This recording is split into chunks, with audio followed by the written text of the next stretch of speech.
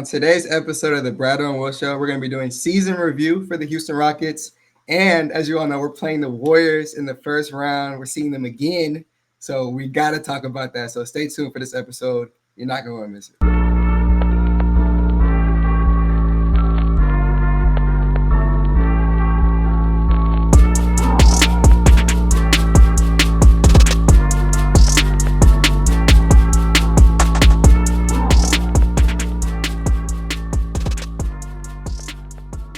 All right, and welcome back to episode of the Bradeaux and Will Show. Today we're joined by a friend of the show. I think he has the record for the most appearances on the show.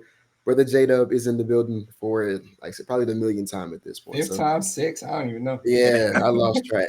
I plan on keeping that record for the, you know what I'm saying? But shout out, thank y'all for inviting me back. Love talking Rockets, especially with y'all, man. And, you know, special times. We get to talk about it with the season not over at this point in time. So let's go. Yeah, man. Before we dive into it, I want to give a huge shout out to Dub. He's always rocking with us on the playback. In fact, it's our thing. We on the playbacks every single game. And he's a huge part of that. So I want to give him love for always tapping in with us there. But yeah, man, we'll start with you.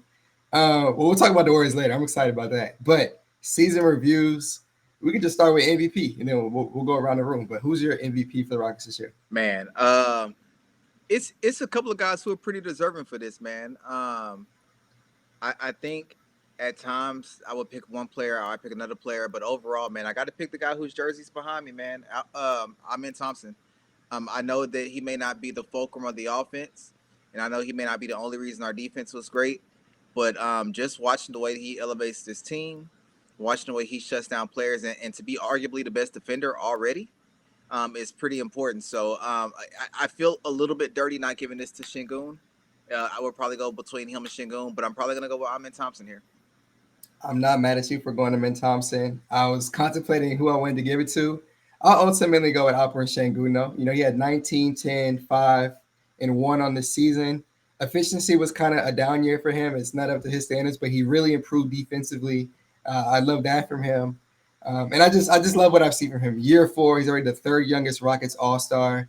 He just, broke the record for the youngest center to hit 1,000 assists. He's second right now in triple-doubles for centers his age.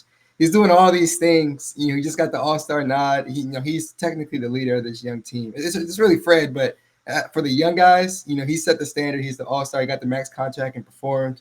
So I got to give big shouts to Alperen Şengün. But going forward, I feel like this award might be going to Amen pretty frequently. So I'll show my love to Şengün on this one. Yeah, I got the award going to Şengün as well.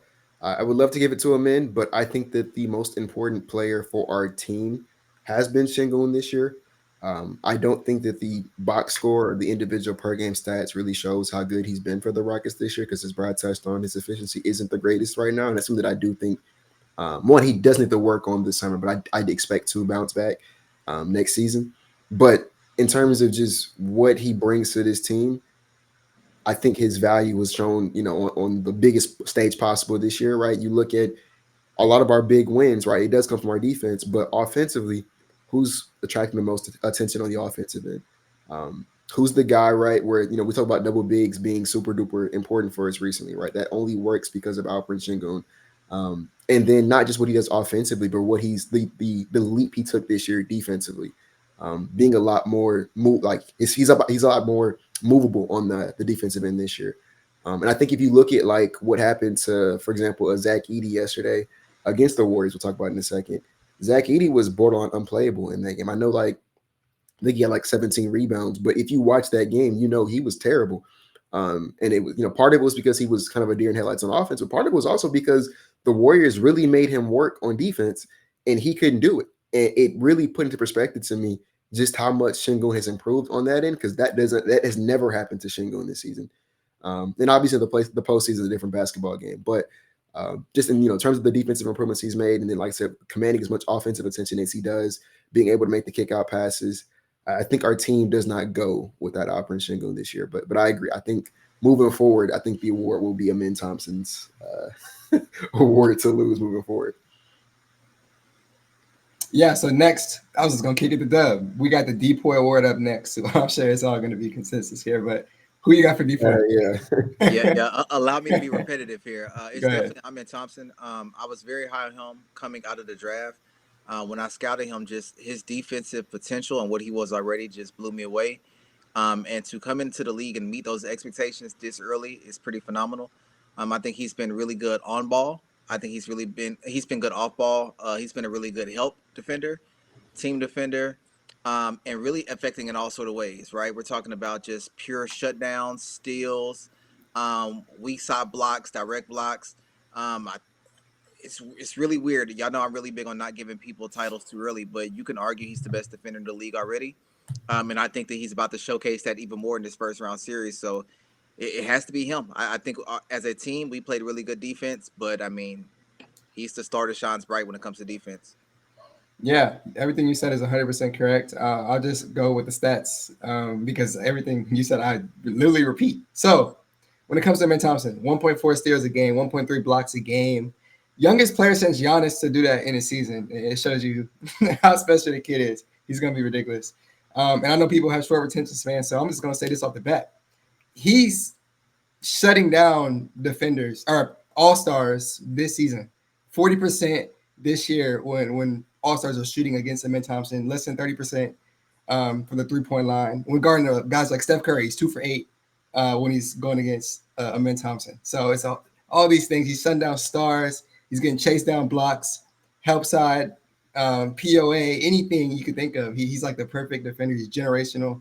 And if it wasn't for that alien in San Antonio, he'd win the DPOY every year. So let's, yeah.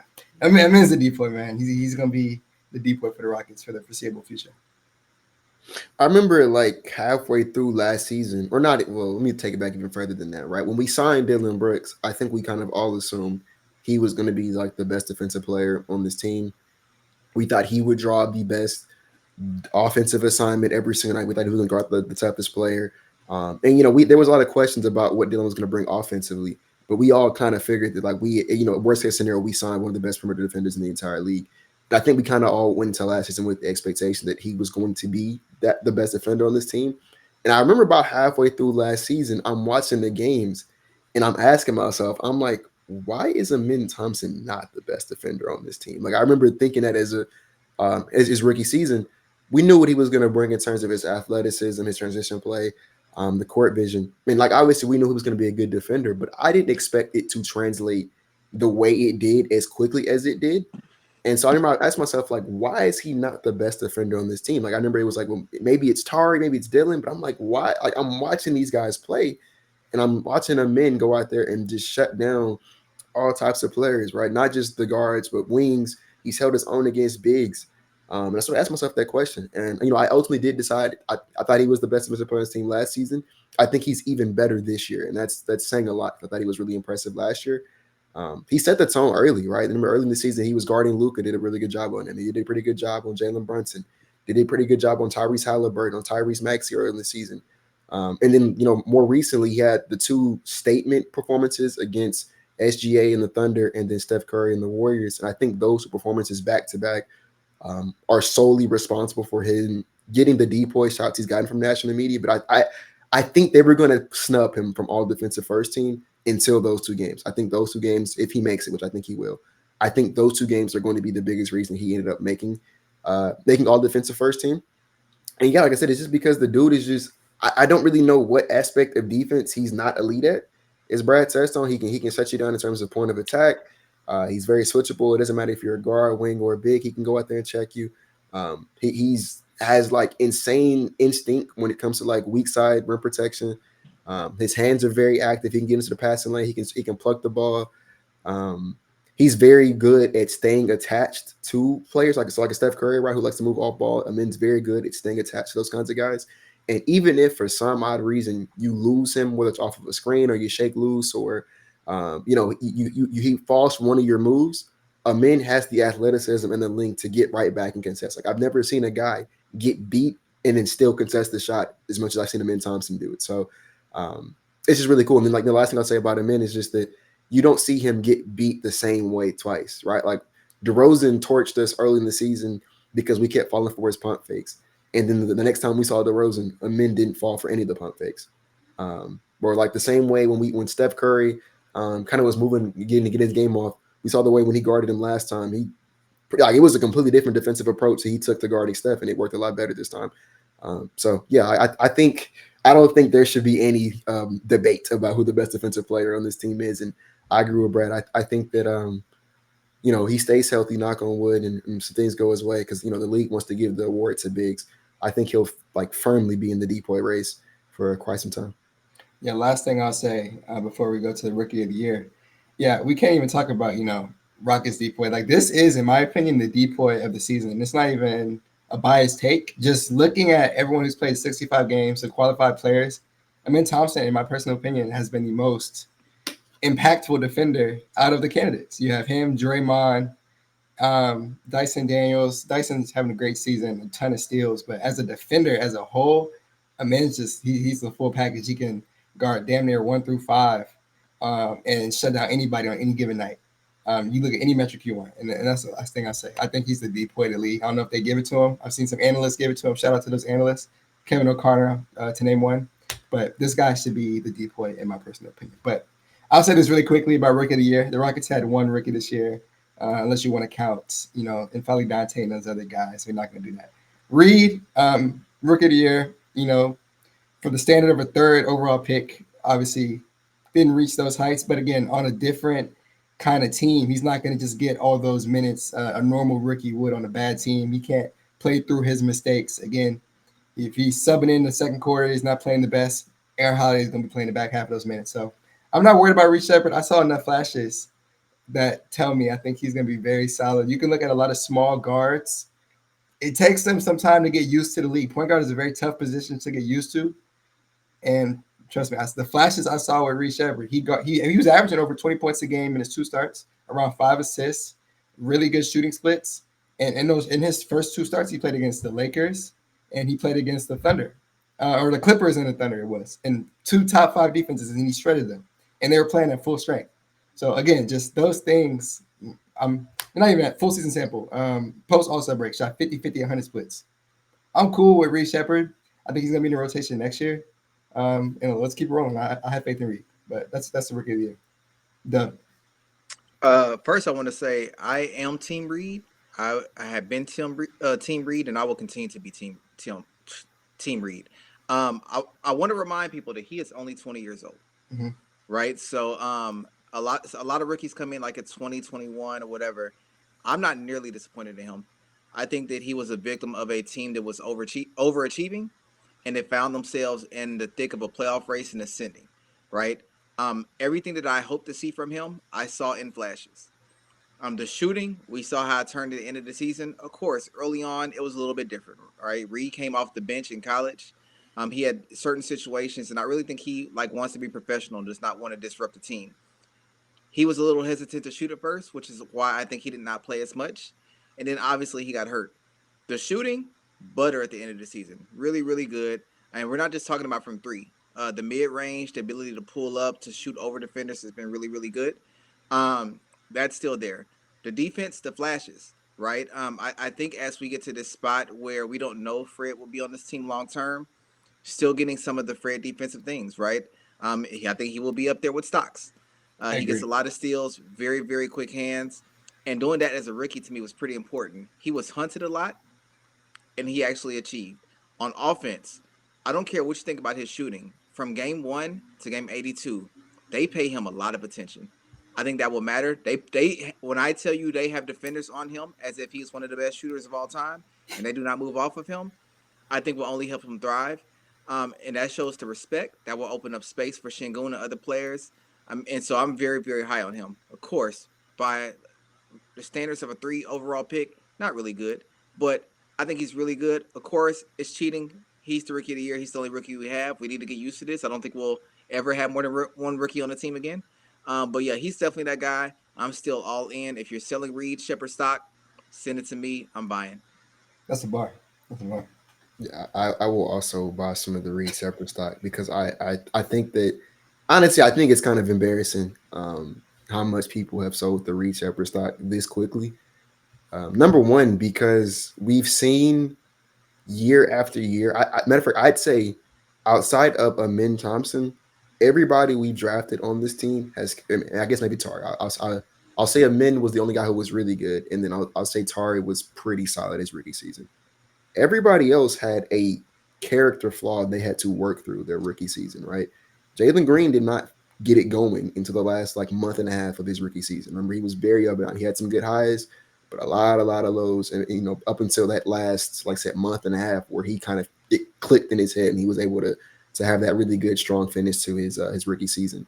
Şengün, he came in very like polished in terms of his skill set. But if y'all remember when Şengün first came to the team, he couldn't stay on the court without fouling. And he is the conditioning was also somewhat of a question, right? It was like, can this guy play, 25, 30 minutes a night off rips, without getting gas, without, what I'm saying, committing dumb fouls, without improving defensively. And so those are things that we had to see him overcome as his career went on. You look at Jabari. Jabari, honestly, no disrespect to Jabari at all, but couldn't shoot his rookie season. I think he shot like 27% from three. And then he 30. was not, you said it was how much? It was 30. It was 30. It was okay. So it was a bit higher. I mean, still, that's not. It's not good. That's not good. But yeah, it's higher than what I said. My fault, Jabari. Yeah. But he shot 30% from three. And then on defense, he was not strong enough to guard the bigger guys, and he was not quick enough laterally to guard the smaller, quicker guys. He was kind of just out there existing on both offense and defense. And then all three of those guys that I just named came back year 2, year 3, and improved on all of those things I just said, and went from, if you would have judged them off just their rookie season, this guy sucks. He's a bad NBA player. He's a bust. But then, you look at how they not even just how they started the rookie season, but how they finished it, and then how they came back the next season. Like, obviously they improved. And that was with being granted the opportunity to go out there on the court and work through your character flaws. Reed was not given that opportunity at all. So he's going to come into a team or come into the league as a unfinished product, right? He's going to be raw. He's going to have to go through the different ups and downs that every rookie has to go through. But instead of being able to work through that on the court, he doesn't get that opportunity because we're trying to win games. And we're not in a position where we can afford to sacrifice games or sacrifice minutes to have a rookie go out there and try to figure it out on the fly. So to me, when people were selling a Reed Shepherd stock, it's almost embarrassing because it's like we've seen this movie before with a bunch of our young guys, and then he's not playing. I just don't see how a guy can be considered a bust if they're not even getting minutes. And it's not like they're not getting minutes because it's not just because he's just terrible, bro. Like, we have a lot of talent on this team. Like, make no mistake, Jeff Green is a good NBA player. Like, he's 38 years old and he's still a good NBA player, and he doesn't play for us. He doesn't get rotation minutes. And I guarantee you there's a team out there that would love to have a guy like Jeff Green play 18 minutes off their bench.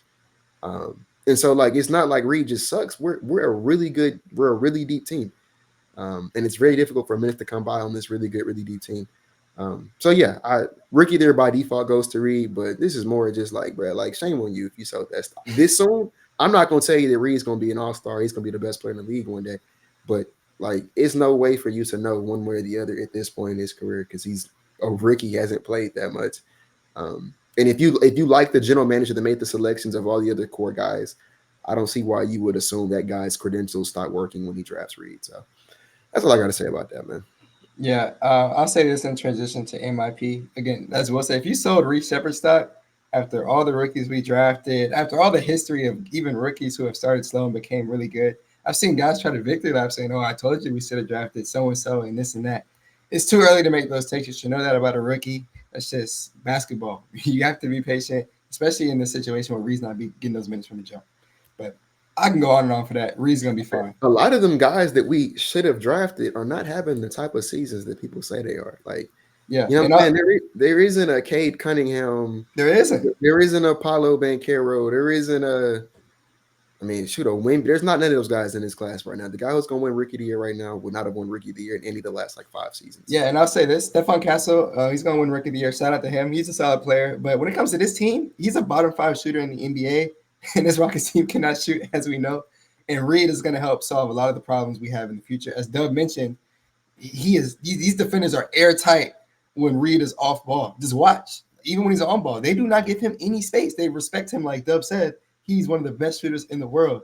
And again, that's going to help guys like Şengün, Jalen, everybody, just from his gravity on the court. So again, I can go on and on about that, but Reed's gonna be straight.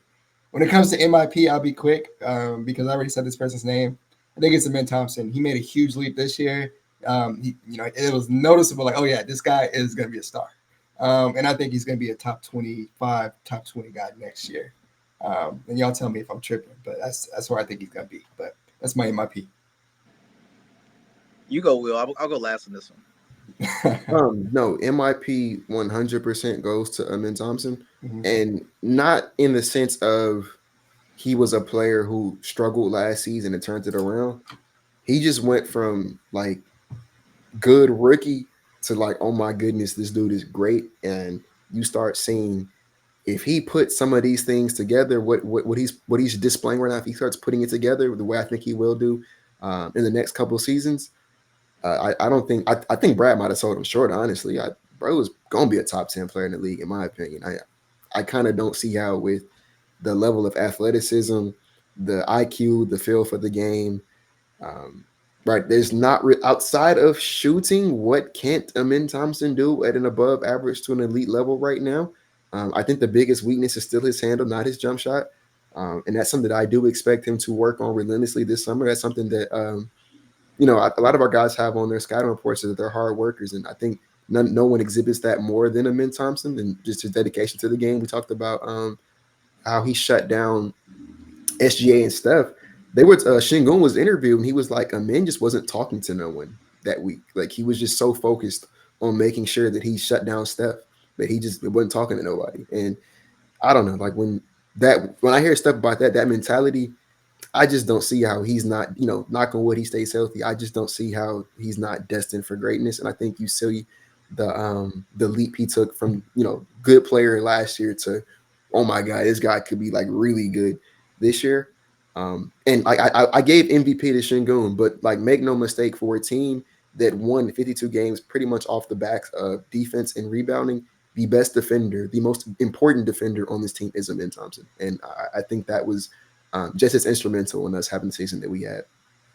I'll say this real quick before Dub goes. Amin this year he averaged 14, 8, 3.8 assists, 1.4 steals, 1.3 blocks. First player to do that in NBA since AD in 2019. Like his stats across the board, amazing. And then that doesn't even factor in the defense that he plays. So again, I think he's gonna be top 20 next year and keep getting better from there. So we're all almost playing opposites here. My most improved player is Alperen Şengün. And I know that might surprise some people because they'll think about like the shooting percentages not being what they were last year, whatever. Um, there were a lot of conversations 2 years ago about Alperen Şengün's defense. Would he be good enough to be the fulcrum of this team? Would he be good enough to be on this court? We saw him get hunted a lot his first couple of years, and he didn't just turn into an average defender. He's a really good defender, right? I know defensive stats are not like something that people live on a lot, but Alperen Şengün is seventh in defensive player rating, right? He's actually tied for sixth, tied with Evan Mobley, Rudy Gobert, right above Jalen Duren and Giannis. And this is on a guy who actually has to play and not it's normally not a rim protector. If you think that stat is overrated, he is number 9. He is tied for ninth on defensive impact estimate, right? Up there with very elite defenders. And if you think that's not okay, well, if you go to defensive win shares, he is 12th, right? He's become really good. I'm talking about when he gets pulled out to the perimeter, learning how to drop, playing on man when he gets post up, and on the weak side as a weak side defender. He's made some extremely athletic blocks. I just think he's been really, really good. And I think as good as it's been, as good as Tari is, as good as Dylan is and Fred is at times. And shout out to Jalen. I think he improved his defense too. None of this works without him playing better defense. And he's been really good. And when you have your best player on the court who cannot be hunted, and not only can he not be hunted, he can be a plus defender, that matters. The offense, again, yes, his shooting percentages were down, but I also think that he just matured as an actual player, right? I think he was able to be the consistent centerpiece, knowing when to defer, when not to defer. I think the stats will be perfectly fine, but for me, just the leap he's made on defense has been miraculous. So he is my most improved, and I'm going to slightly cheat here. I want to give a 0.5 here. This may sound weird to y'all. Cam Whitmore. Whitmore did not get to play a lot of games this year. There was a lot said about him and written about him. about his body language and things of that nature. Man, he's been a phenomenal teammate. I'm a body language guy. I love to see body language. I love when they show clips on the actual bench. Every time they show him on the bench, he's cheering, he's encouraging his teammates. I'm seeing the smiles, man. When he comes on the court, he's smiling, man. So although he may not have got to improve on the court, I just want to say that he's improved a lot.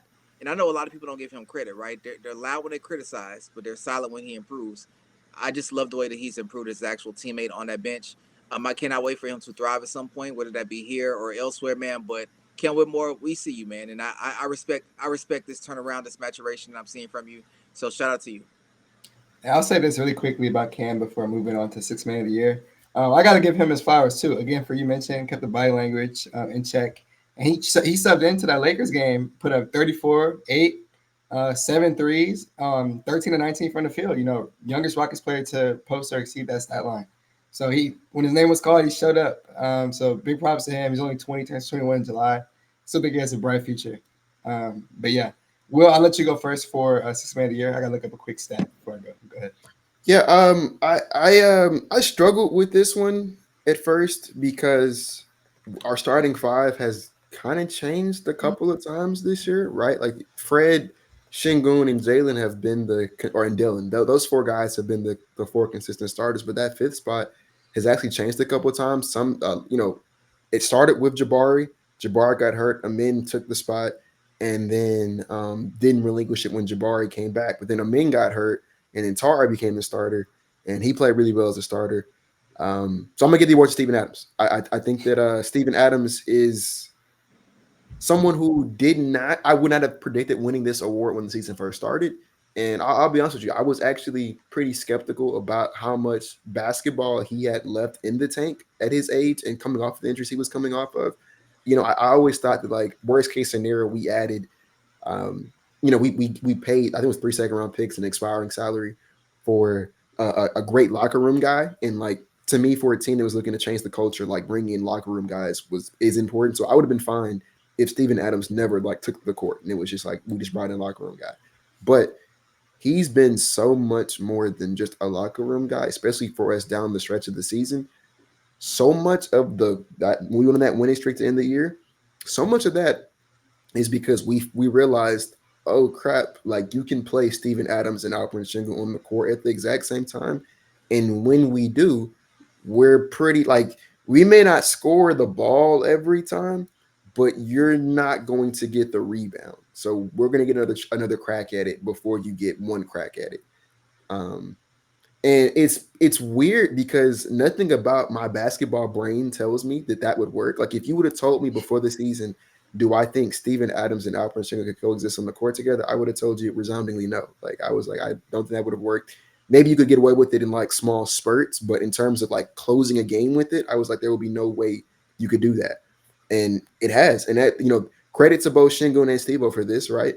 Shingun for being as mobile as he is on defense, because it does not work if your bigs, one of your bigs is mobile. We saw that happen a lot. Like I said yesterday against with the Grizzlies, JJJ and Zach Edey were getting fried when they were on the court at the same time. It was very, very bad.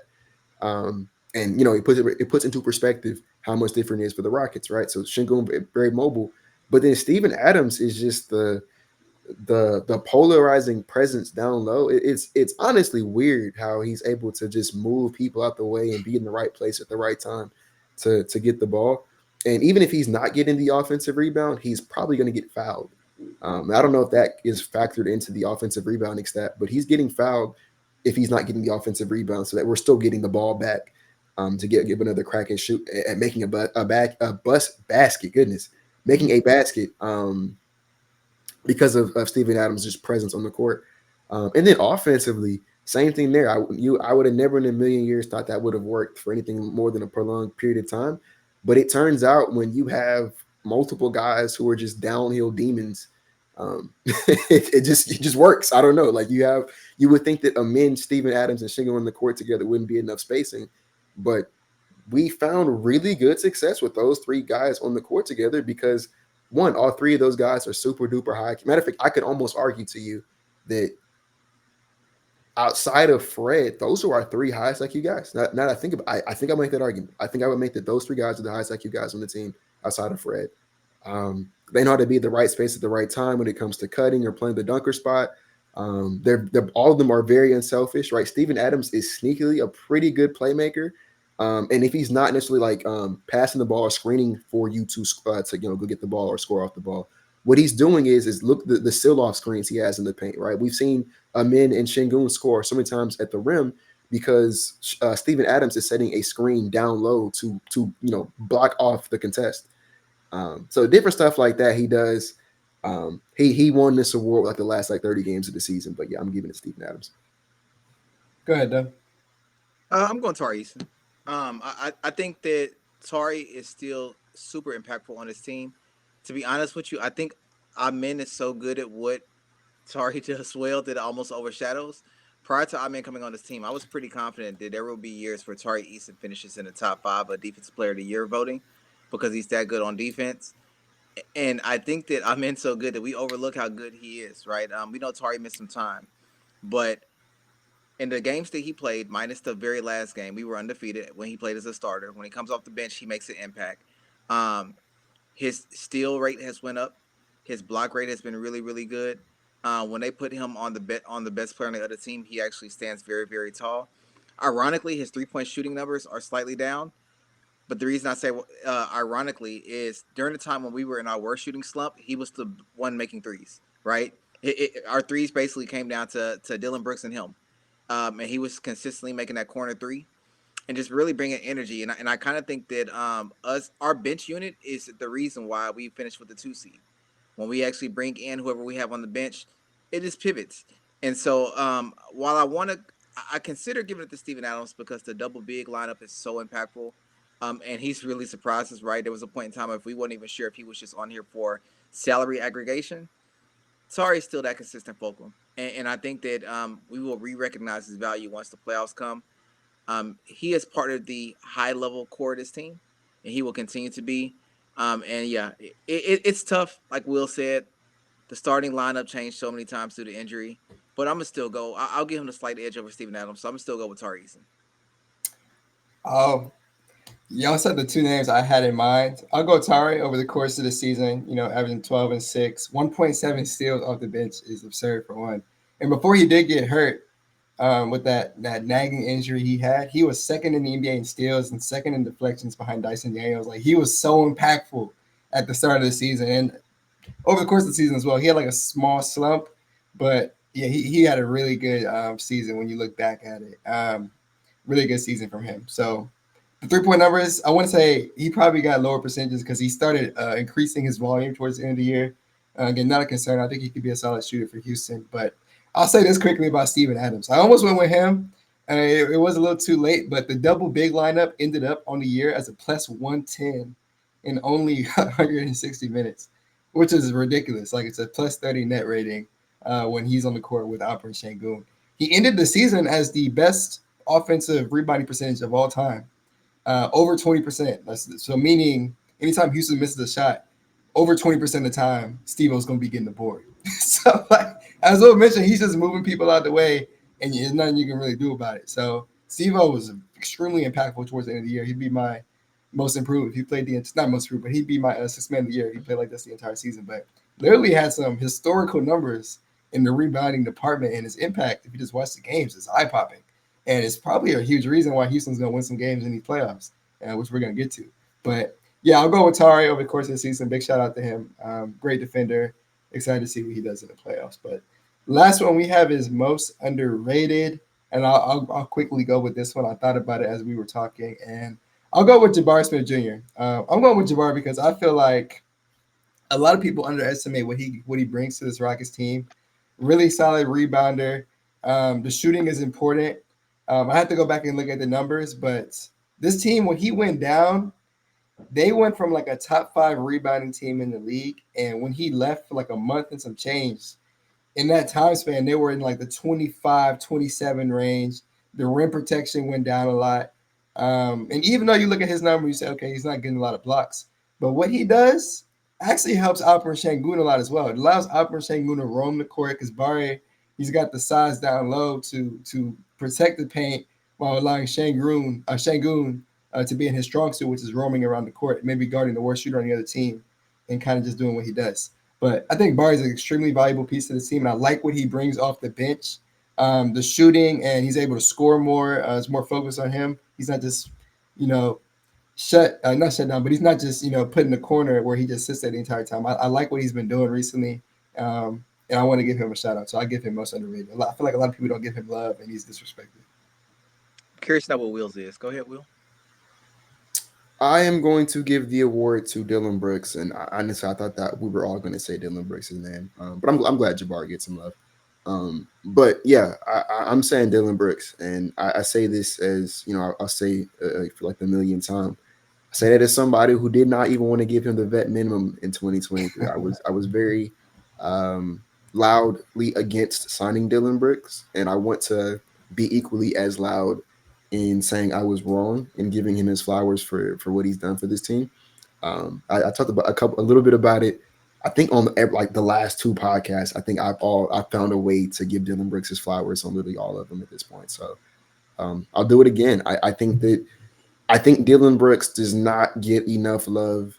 For sure, nationally, I think people look at him as just this like nuisance fly on your wall who just bothers you, you know what I'm saying? And like he's not really doing anything. And like so I think like from the fan base itself, I mean, I think people respect Dylan, but I don't think people give him enough like props. Dylan is really good. Like he's really underrated in terms of what he brings to a team. I should have looked it up. Brad, what is he shooting from three on the regular season? 39%, just under like 39%. like what, 4 or 5 attempts a game? More than that, probably 6. I'll double check for you right now. I got you. So he shot the best mark he's ever shot from three this season, and that was felt. Well, let me cut you off real quick. God damn, he ended up at 39.7%. That's 40% on 6.3 attempts a night, both career highs. And put that in perspective for people who don't understand that. Like you round up there, that's 40% on 6 attempts a night. That is absurd. That is like league average. I bet you was like what, 37, 36-ish, somewhere in that bar, maybe 38. I don't know. Yeah, for threes. It's probably in the it's probably anywhere from 30 to 38%. Another side I'll look up for you. Go ahead. Bro, 40% on that volume at that, like a lot of guys who shoot 40% from three, it's on 3-4 attempts a night. On 6 a night is crazy. And I think his defense has taken a step back this season compared to where it was last season or where it was in Memphis. But I think it's also because his offensive load has increased a lot this year, so he doesn't have as much energy to put on the defensive end. And I said that once again as somebody who, if y'all was in playback, I hated Dylan Brooks post-ups, fadeaways. Honestly, any Dylan Brooks shot that wasn't him catching, shooting a three, or getting to the rim, I did not like. And he just kept making them to the point where I was just like, you know what? That's just his shot. Like if he just makes them. He makes the fadeaways. He makes the post-ups. He makes the pull-up middies. Honestly, like I said, I hate the shots, but they go in. So it's only you can only say so much about it if they're consistently going in.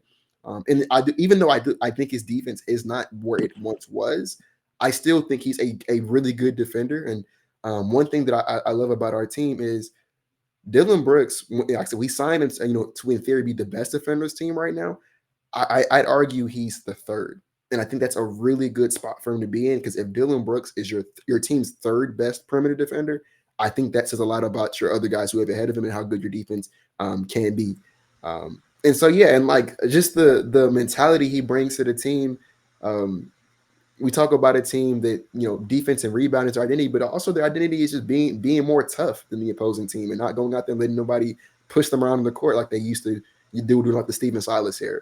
And I don't think there's a single person on our team who embodies that more than Dylan.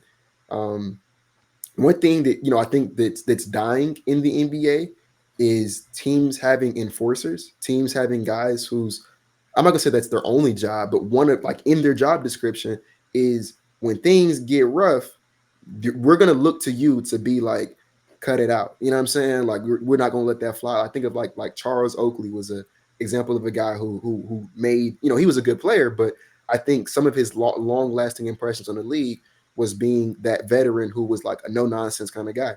I think Dylan Brooks is the last of a dying breed in terms of enforcers in the league, because Dylan Brooks is the type of guy I know we're going to see a lot of it in this playoffs. We're going to talk about in a second. I guarantee you, there's going to be a possession where Draymond fouls like Jalen or Şengün a bit too hard, and I want y'all to go look at who the first person our team is who's going to go up and say something to Draymond. I bet you every penny in my bank account, it's going to be Dylan Brooks. I guarantee he's going to be the first person to go tell Draymond Green to do that ever again. And he's going to get a tech, and Draymond might get a tech too. And it wouldn't surprise me if, matter of fact, I'm willing to bet he's going to get kicked out of one of these playoff games. But just that mentality of like, I'm going to have my teammates back. I love that, dude. So yeah, that's my long way of saying I think Dylan Brooks is the most underrated player on this team. I almost argue someone in the league, man, because he does not, like, if you tune into ESPN, they would say this dude sucks. Like I don't think they know he shot 40% from three this year. You know what I'm saying? So yeah, I think Dylan Brooks needs a lot more love than what he gets. I'll say this really quick before Dub goes. And I wasn't even thinking nationally. Like, I thought Dylan was solid last year. I was cool when he signed. So I didn't even think about him for some reason when we brought up most underrated. I think was 100% right. When it comes to a national level, Dylan Brooks by far is the most underrated player on the team. People literally do think he sucks. And they're surprised that he's in open shots and hitting anything that he takes. Solid mid-range shooter. Again, elite from three this year. I won't repeat what Will said, but yeah, from a national level, Dylan is by far the most underrated on the Rockets. Go ahead, Dub. So this was a tough one for me. I narrowed it down to three players. One of them was Dylan Brooks. Everything that y'all just said, right? No need to repeat that. I actually think that Jalen Green is kind of underrated at this point. I think he gets a lot of criticism. I know people who are numbers guys really have issues with his numbers, but the processing looks better to me. He looks more confident, fluid. But I did not give him the award. I thought about this and I really harped on the fact that it's called most underrated. And I'm going to go with the Kangaroo Deuce, baby. The Kangaroo Deuce. The Kangaroo Deuce. K2, Jock Mondale. Listen. Walk with me here. Go ahead. My last time that I was on this podcast, I said that he might be the worst player in the NBA. You did, verbatim. And that's because he was playing like it at that time. Since then, Jock Landale, and people may think it's a shtick, every time that he's come into the game since then, I hype him up and he meets those expectations. He's actually been really good. He is shooting a career high field goal percentage right now. All right. He is shooting, let me see what this was. He is shooting the best of his career. He is shooting, I lost it already, but it's like 50 near 59%. 53%, I'm sorry, 53%. He is shooting 42.3% from three. He's been really good, man. He's been really good. When he comes in, he's normally just getting spot minutes. He's not getting to have any sort of rhythm, but he comes in and he does his job. He finished the season really, really strong. Yes, he is not a core guy. He is not a guy who gets consistent minutes, but that man has went from arguably the worst player in the NBA to a guy who, when he comes in, he actually makes an impact. So shout out to Kangaroo Deuce, man. If nobody else gives you love, I'm going to give you love. I'm there for you every game. Hype you up when you come in, man. You really, really been hooping, man. I don't know if you will be on this team long term due to just the big fish we're going for. But you really turn your game around. And I want you to know that we have noticed, man. So shout out to Dylan Brooks. Shout out to Jalen Green. But, hey, man, it's K2 all day, baby. Kangaroo Deuce. Let's go. In the comments, let us know if you're rocking with the nickname K2 and Kangaroo Deuce for Jock Landale. I'm curious to see what y'all say. But outside of that, that's a wrap on the season awards, correct? Yeah, on to the Warriors matchup, man. I'll say this real quick as a transition. I fell asleep around 7, missed the Warriors Grizzlies playing game, woke up around 3 a.m. and saw, okay, yeah, these Rockets are playing Golden State again. Literally the 5th time in the last 7 playoff appearances for the Rockets, they will be playing the Warriors. So it's consistent. They can't escape them. You get a whole new team. You break down your old team, you rebuild, you get a new team, boom, you're playing Golden State again. You got the same guy running the show, Steph Curry and Dre. So I'm excited. A lot of people are scared. A lot of people are running away from this matchup. Understandably so. You want to see this Rockets team win. That is the ultimate goal. That's the main goal. Me personally, I wanted to see them play Golden State. I went on the last pod and said they probably had no shot of winning. But I'd like to see this young team tested. I want to see them go out there and beat a team that nobody thinks they can beat because they're definitely capable of beating them. The last pod we had when we discussed this, they had not played the Warriors yet. And what the men did to Stephen Curry, I loved it. What the Rockets did to Stephen Curry, I loved it. Again, he can have 2 points one game and pop off for 50 the next. But I think Houston has the personnel to beat Golden State. It's going to be very important to see how Ime Udoka adjusts to what Steve Kerr brings to the table. They're going to be blitzing Jalen Green on those pick and rolls as they did. They're going to be hunting Fred VanVleet on switches. Those are two key things that I noticed in the regular season. Playoffs are a different animal. I just hope Udoka adjusts and makes the right moves. But man, I'm excited. If they beat these Warriors, it'll be the most satisfying series win of my Rockets fandom. Again, I'm young. I didn't see them, win the championships. My favorite memory right now is us winning Game 5 against Golden State, like taking the 3-2 lead. I'm like, oh yeah, we're like that. We there. But if they beat these Warriors right here, I am going to be on top of the world. So I'm just excited for that. And again, just the media push that's going to come with this. You beat that team. Oh, these Rockets are going to be on top. They're already overlooking them, and oh yeah, these Rockets are food. They're already a minus 210 favorite. No one believes in them. So again, I want to see these Rockets beat the odds. If they lose, they're not ready. If they win, oh yeah, the value skyrockets. So I'm excited. Listen, man, I wanted the Warriors all year. For this year, I consider this a developmental year. I wanted the hardest path. I know people wanted the easiest path to try to get to the second round. I've been consistent on this. I wanted the hardest path. Diamonds are made from intense pressure and heat, right? If you want to be great, you got to go through the fire to be great. This is what I wanted. This is who I wanted. I'm not scared of the Warriors. I don't care what the past was. The name on the jersey on the front may have been the same, but the names on the back are not the same. Nobody on this roster was here when they were beating us. They Mm-hmm. may think that they own us. You own the last version of this team. This is a new team. I want to go out there and I want to beat Steph Curry while he's still at the top of his game. I want to go out there and I want to beat Draymond while he is still a really good player. And I want to beat Jimmy Butler. I wanted this. We're going to get it. And there's always the possibility that things don't go well. This is still a team that the majority of the team, it's their first playoff ever, right? Veterans normally win the playoffs. Veterans normally win championships. Young teams don't normally do that well in the playoffs, but this is one round.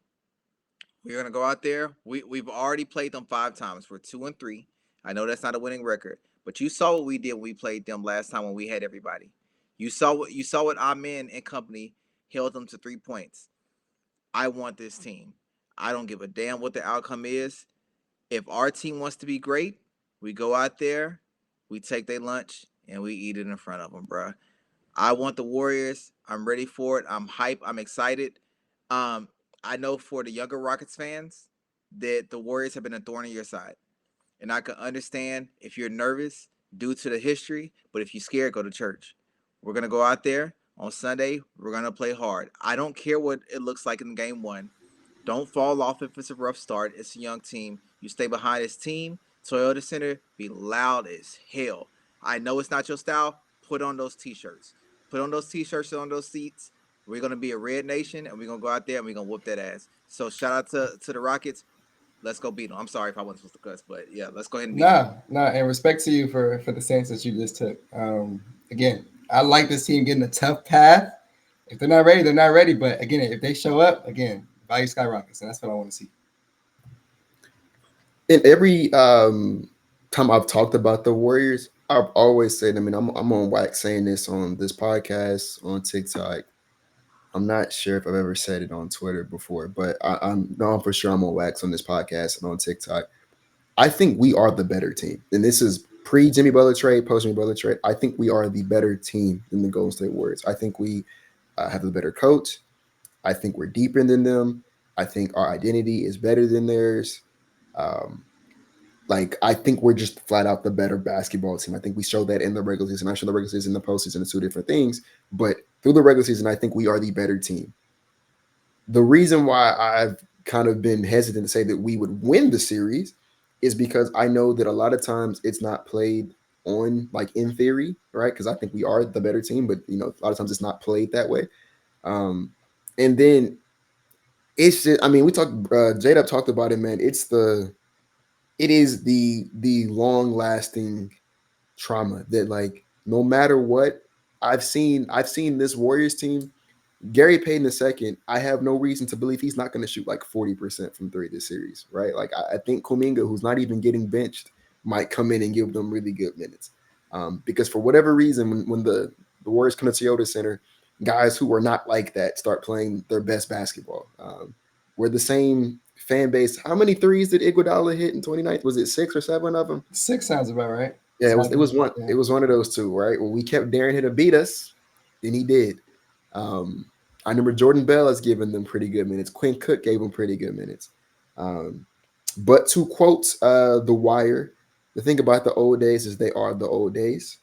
And in the last 3 times we saw Steph Curry, he's averaging 16 points per game, 3 rebounds per game, 5 assists per game on 51 true shooting, which is really, really bad. And that includes that performance he had the last time we saw them, we beat the brakes off him, where Amin held him to just 3 points and honestly played, like I said, some of the best defense. I've never seen anybody play defense on Steph Curry like that. And I said that as someone who I've seen Steph Curry in the playoffs quite a lot. I've never seen anybody go out there and be that disciplined and that attached to Steph Curry on and off the ball. Um, and so if this was just purely just my team versus that team, I believe, and I still believe. Let me rephrase it. I believe we can beat this team. I would be a lot more confident. I would tell you that we're going to win because I think we are the better team. If it wasn't for those reasons, and then like we know, man. I mean, Jada. I know Jada doesn't want me to say it, but we know the refs are going to intervene. The league is going to want Lakers versus Warriors, LeBron versus Steph.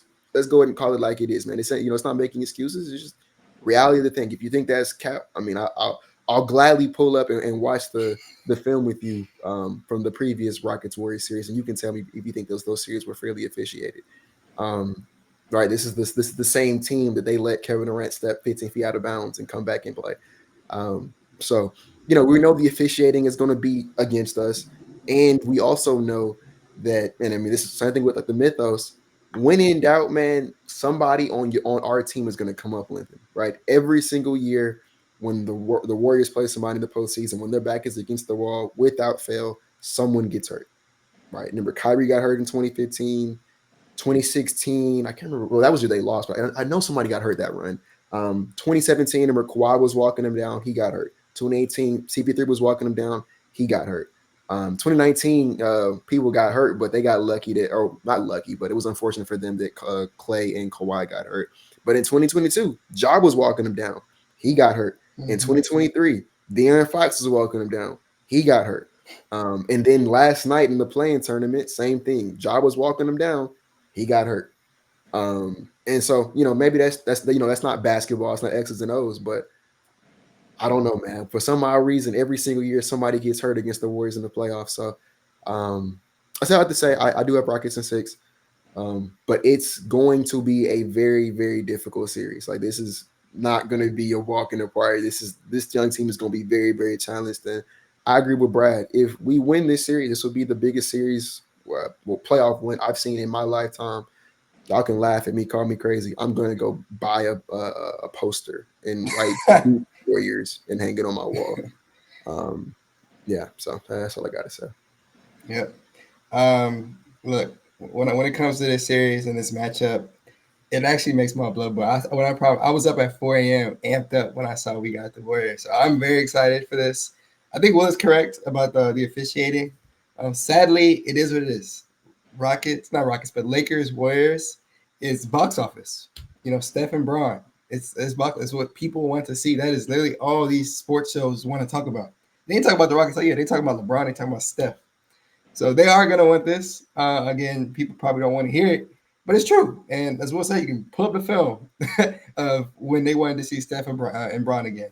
So it is what it is. The Rockets are going to have to really win this series if they want to win the series. I saw someone say it on their podcast.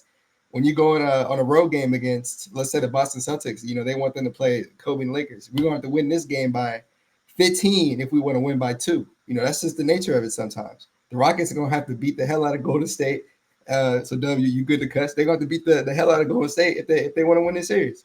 So again, I'm excited to see if they can do that. But that's all I got. I started laughing, Brad, because I'm getting deja vu, dude. About what the last decade, it was Rockets versus Warriors for a date with LeBron. And then It this was year it's Rockets versus Warriors for a date with LeBron. Like it's no matter how hard we try to escape it, it's the same we thing never every will. single year, I, man. I would I would not want any other setup, Yep. right? To me, when you have demons, you want to exercise the demons, and you want Yep. to do it the same way that you got them. Yep. We know the league want to see Steph Curry and LeBron and possibly their last hurrah. That's fine. Mm-hmm. It's fine. It's a lot of things that I want that I don't get, and I think if the Rockets, if you want that series, NBA, you better take it because we're gonna go out there and we're gonna beat them. So load up your officiating, make it hella obvious. I'm not scared of this team. I understand the PTSD. Hey man, I had this team winning 45 games this year, even though I thought they would look better. I made them earn my respect and earn the hope. We're the number 2 seed for a reason. We did not do it healthy. We did it with injuries, and we did it in the stack West. The playoffs, yes, it's a different beast. Believe in your team. We're gonna go out there and beat the Warriors. Warriors, come out and play. Everybody, pick your head up, man. We about to beat these boys. And shout out Tari Eason, man. Shout out Tari Eason. Not scared of this team. Again, if they lose, they lose, but this is the test that they need. So I could go on and on about this, and well, maybe we can have another episode talking about the Warriors. Maybe we get a Warriors fan on and have a little debate. But Nah, heck no. I ain't talking to no Warriors. it'd be good. If it's one team that I canonically have been loud about disliking, it's the Warriors, bro. So For no, I sure. will never. No Warriors fan will ever touch this platform. For sure. But that's all we got for this episode, Dub. For the sixth, seventh, eighth time, we appreciate you for coming on the show. For people who don't know, if you want to plug some, please go ahead. Yeah, so I actually mean it this time. I will be back on social media very soon now. So I'll plug it when it comes to that. But for right now, check us out in playback, man. We're in Houston live. We'll be doing not only Rockets games, but all the playoffs games or other playoff games, most of them.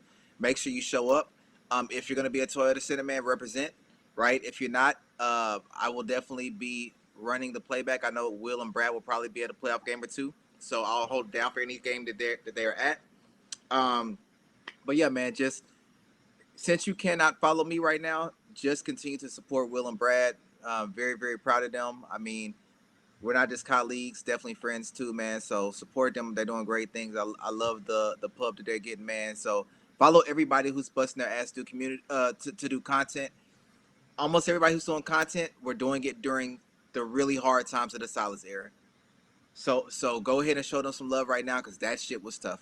But now they're stepping up. So man, see y'all in Houston live, playback. Thank you for all the support. I'll let you close this out, Will. No, that'll do it. We'll see y'all next episode of the Brad and Will Show.